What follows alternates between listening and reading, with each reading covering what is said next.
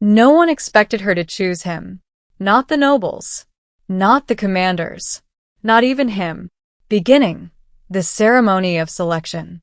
The Hall of Ascension shimmered with alien light. Massive crystalline pillars stretched toward a ceiling that seemed to ripple like liquid starlight. Thousands of beings filled the chamber, representatives from different worlds, each dressed in attire that reflected their status, power, and heritage. At the center of it all stood the platform. And on that platform, Princess Lyrie. Armin Hale stood at the very back of the hall, arms crossed, trying his best to blend into the shadows. He didn't belong here. That much was obvious. The others, tall, elegant, powerful, carried themselves with confidence. Their presence alone commanded attention. Armin? He was just a human soldier, a guest, an outsider. You look uncomfortable.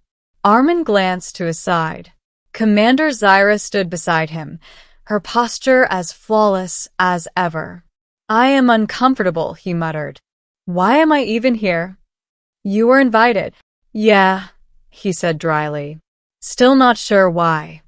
Zyra's gaze shifted toward the platform. Because today, she said, the princess will choose her consort. Armin blinked. And that involves me how? Zyra didn't answer immediately. Instead, she said, observe. The suitors. One by one, they stepped forward. Warriors.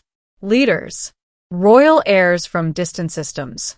Each one presented themselves before Lyrie with confidence, offering alliances, strength, and loyalty. And one by one, she rejected them. The first was a towering general from a warlike species. He spoke of conquest and protection. No, Lyrie said calmly. The second was a prince from a technologically advanced empire. He promised progress and unity. No. The third offered peace treaties. The fourth offered power. The fifth offered devotion. Each one was dismissed with the same quiet authority. No.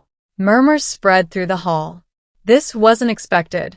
The selection ceremony wasn't just tradition, it was political. Strategic. Her choice would shape alliances across entire star systems. And yet, she refused all of them. Armin shifted uncomfortably. This is awkward, he whispered. Zyra remained silent. The unexpected moment. The final suitor stepped forward. A figure of immense presence, radiating power and control. If not them, he said, gesturing to the others. Then who? The hall fell silent. All eyes turned to Lyrie. She didn't answer immediately. Instead, she looked out into the crowd. Her gaze moved slowly, deliberately, past the nobles, past the warriors, past the elite, until it stopped. On him, Armin froze. No, he whispered. Lyrie raised her hand and pointed at the quiet human standing in the back.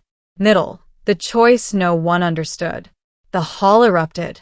Confusion, shock, outrage. That is a human. He is unworthy. This is an insult. Armin stood there, completely stunned. You've got to be kidding me. Zyra turned to him. You have been chosen. I can see that, he said. I just don't understand why. Guards approached, escorting him forward. Every step felt heavier than the last. Every eye in the hall was on him, judging, questioning. He reached the platform, stood before her. You, he said quietly, want to explain this? Lyrie met his gaze. You are the only one who did not try to impress me. Armin blinked. That's your reason? It is part of it. He let out a short laugh. You rejected warriors, leaders, literal princes, and picked me because I stayed quiet. Lyrie stepped closer. No, she said softly. I chose you because you see differently. Armin frowned. I don't even know what that means. The truth behind the choice. Later, in a private chamber, Armin finally got his answers. Or at least some of them. They all wanted something, Lyra explained. Power, influence, control. And I don't, Armin asked. She shook her head. No. You wanted nothing. Armin leaned against the wall. That's because I didn't even want to be here. Lyra smiled faintly. Exactly. He stared at her.